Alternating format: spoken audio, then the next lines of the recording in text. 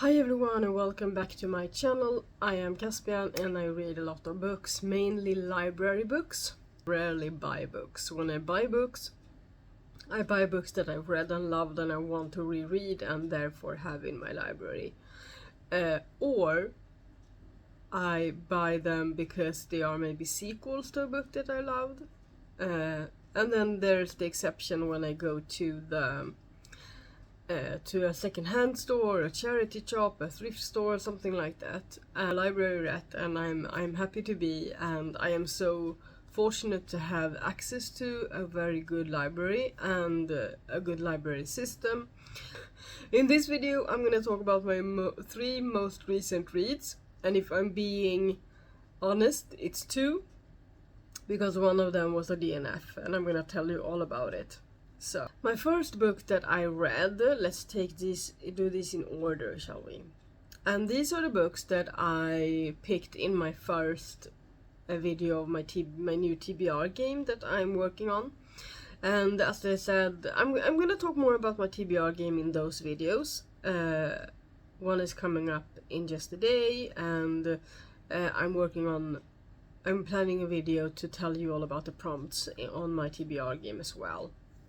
Anyway, so these are the books that I rolled for in my first TBR game video, just like a week ago or so.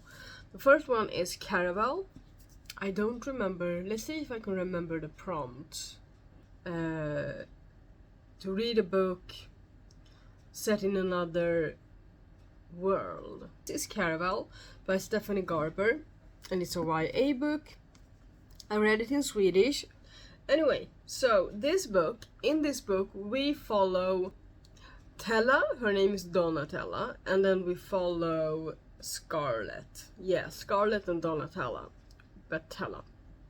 So they have their mom passed away a while ago, and they're living with their dad, and it's not what you would say a healthy family dynamic. They are not very happy with him. So Scarlett has been planning ever since their mom died a few years ago. She's been planning to find someone to get married, so that she can, because that's the only way she can get Tella out of there at the same time that she moves.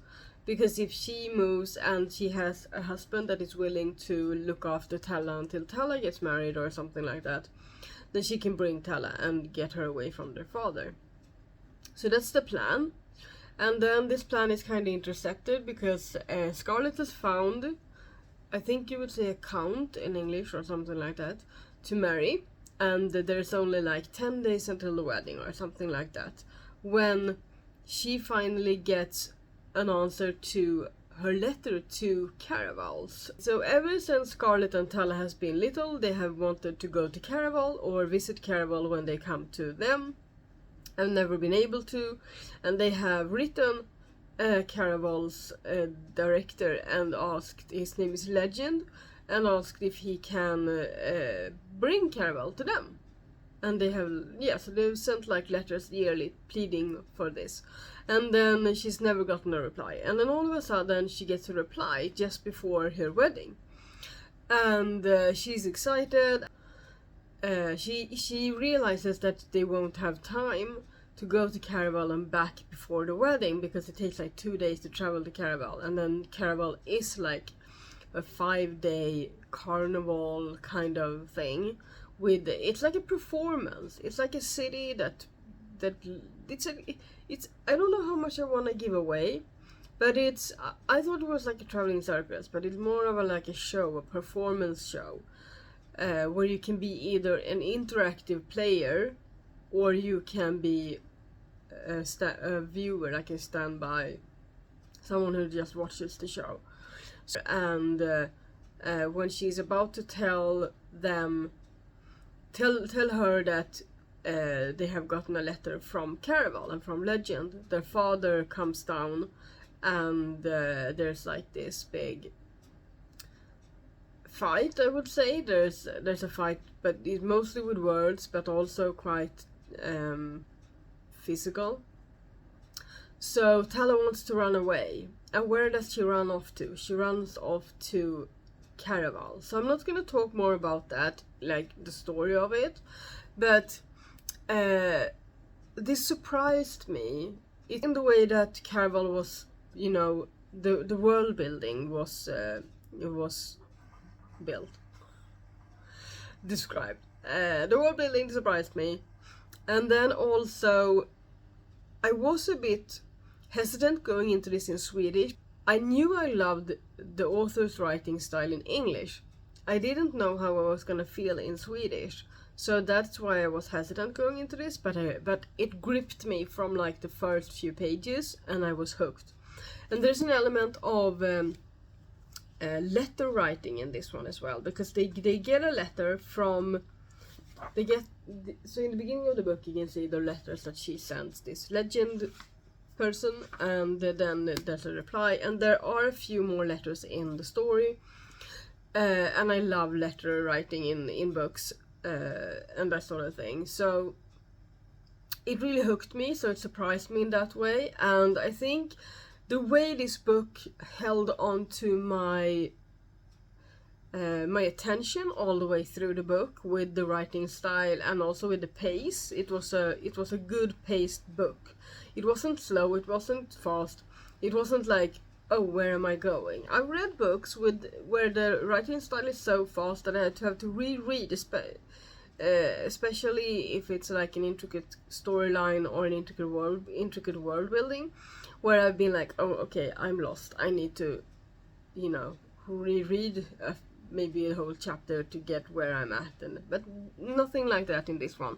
Maybe it's because it's YA, because that makes maybe the writing style a little bit easier to follow, and maybe because I read it in Swedish. So the writing style and the pacing was perfect for this kind of story. I really enjoyed it. When I finished the book, I was kind of like, okay, I want to read Legendary. That's the next book. But maybe not right now, because it felt like, whew, what a story. So I realized that the books that I have on my shelf, because there's 2 more books in this series before I get to the other series that's on my shelf, it's gonna take a while for me. Hopefully I will get to the other book in May, but that depends on the library, so we'll see. We'll see, but I enjoyed it. 4.5 stars to Tella and Scarlett for this book. And an honorable mention to whatever his name is. An honorable mention to Julian in this book as well. Great character. A very intricate, multi-layered character. And I really enjoyed how Stephanie kind of shaped him. I love the layers of him. So I really hope he's in the next book as well. So yeah. I think that was my favorite character in the book, Julian. Yeah, I think so. Alright. Okay, so the second book that I read is Divine Rivals by Rebecca Ross. And I don't know how much what I was anticipating going into this book, because it's been a while since someone recommended it on YouTube the first time, and I wrote it down. And then between then and now, there's been people not liking it and then people liking it, and I forgot about what it was about. I just knew that the first time I heard about it, it sounded like my cup of tea, so I had it on my want to read list, and I found it at the library, and here we are. I flew through this book even quicker than this book, I think. So in this book we follow so in this book there's a war between gods. So a long time ago, it's said that there were 5 gods, I think, that was put to sleep. They were like, they had ruled on Earth, and then people overcame them or something, and they were put to sleep. And there's a lot of stories and myths around this, and we find out some of the myths in this book. And all of a sudden, 2 of the gods are awake again, and they are fighting each other. I'm really recapping here. Enva, she's the goddess of music and beautiful things, you can say. And then we have, and she's a sky ward in their pantheon system in this book. and then this Dakre, I say Dakre, please don't judge me. Dakre is an underling, so he's a god of the underworld, and they are kind of fighting. There's a myth about these two that's kind of Persephone and the other bloke kind of esque, to my understanding. So this war is going on, and Enva uses music to lure humans to fight on her behalf, and she has lured, she has made, or kind of, intrigued Iris's, which is the female main character, brother, to join the war on her side. So we follow Iris in this book. Her brother has gone off to war. Her mother is not faring well with that. She has started drinking. She's really not doing well. And Iris is working at... She had to stop... When her mother got fired, she had to stop going to school to work. And fortunately, she got a job. First, she worked at the same kind of diner where her mom worked, and then fortunately she got a job at this paper called the Gazette. So she's working at the Gazette, and at the Gazette she meets the male main character in this book, and what's his name? Please make me... Roman. How could I forget that? I love this book. How could I forget that? So she meets Roman at her job at the Gazette, and they are rivals. They're both working towards being columnists, so they are fighting for assignments, and they are kind of being reviewed to who's gonna be columnist or not. So they are rivals, and then there's another plotline, because we haven't even got into the letters yet. There's a lot of letters in this book, back and forth, because Iris believes she has a magical wardrobe, and because when she writes letters on her typewriter, is that a word? I think so, and then slides them under the door to her wardrobe, they go off somewhere. When she opens the door, they're gone. So she, in the start of the book, she imagines that she's writing them to her brother, and that he's receiving them, but he can't write her back for some reason. Because it's been like 5 months, there's a time jump, and she hasn't heard from him, so she's very nervous. So in this book, I'm not going to talk more about it because I'm going to spoil it, but in this book we kind of follow her discovering that... because all of a sudden she gets a reply, and it's not her brother. So there's like this plot line around who is writing her back, and the letters are getting more friendly, that they are getting more like they are confiding in each other. And then at the same time she's working at the Gazette, and she has this rival, Roman. And these two, there's a lot happening in this book, because eventually she is going off to war as well as a reporter, and to report on the war, and that's kind of when all the action starts. So I really enjoyed most of the pacing in this book, so I gave this a 4.5 stars. This was so close to a 5. The one thing that gave this book like a half point off was the fact that there was somewhere between, like, I've read half the book, maybe 2/3. I was just like, can this war be over? Can they just please talk to each other, all of the people involved? And because there was a lot of people in this book, there's not just 2 characters, there are more characters. But it's like, can people just talk to each other? And can this war just be over? It was like just churning. It was like churning butter. And I was like, can it just become ice cream? You know? Or something. I want something sweet and fluffy to get out of this situation.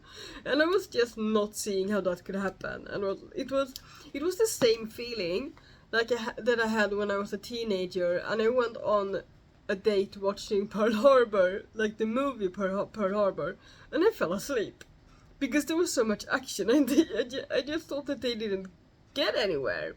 Can someone just wake me when when something happens? It kept being interesting, but it was kind of slow at one point, and I was like, what the? So that's the part that gave it a half point off, because everything in it I loved. I did really enjoy everything else. I actually put this on my list of need because I wanted list, which are books that are favorites and I want to have it in my library, because I think I could reread this because I really enjoyed it. There's a love story. So yeah, I think that's Divine Rivals.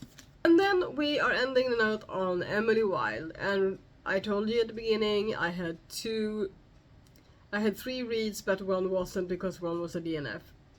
This is my DNF. Alright. So Emily Wilde. This is Emily Wilde's Encyclopedia of Faeries, and it's by Heather Fawcett.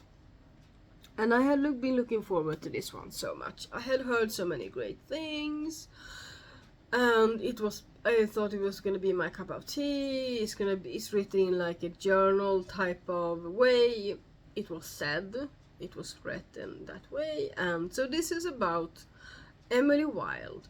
So in this book, Emily goes to like like an island, and she's gonna look into fairies.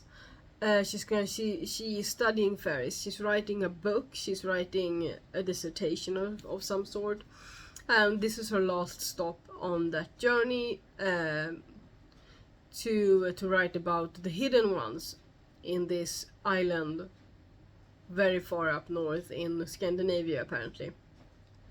So I didn't get very far because I didn't like the writing style.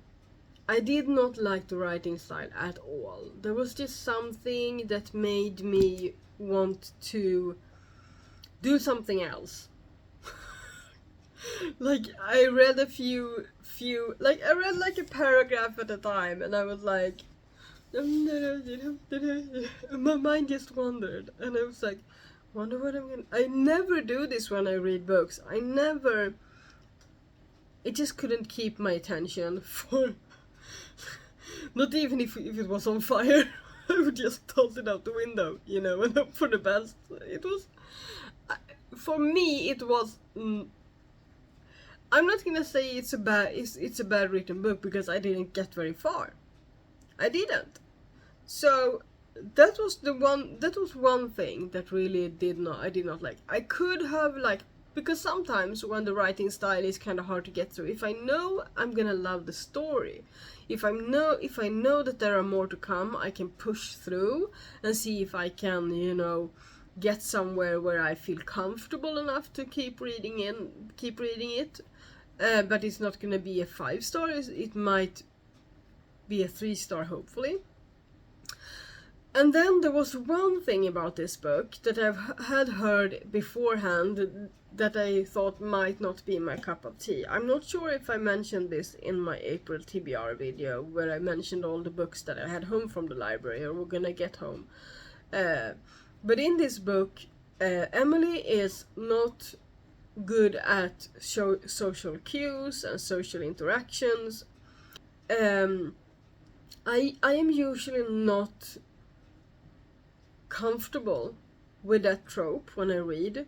If you look at it as a trope, a woman that is more comfortable, not just more comfortable, because I can take more comfortable with animals and fairies than humans, but when there's a line being crossed where the person doesn't get along with people, and I think it has to do something with the overanalyzing, like the mind being like, and I was just not feeling it. I was just like, no, I'm not gonna, the two things together, right? So the writing style that I couldn't get on board with, and I was like, okay, I might like this book, I want to push through. And then when she was put in these kind of situations early on, I started overthinking it, but it was like the author wanted it to look like she wasn't, but it was clear she was. I was like, no. No, I'm not gonna be able to stand this writing style and at the same time be in this woman's head the entire book. No, I can have one or the other. I can't have both. So unfortunately that's why I DNF'd it. I can't have both.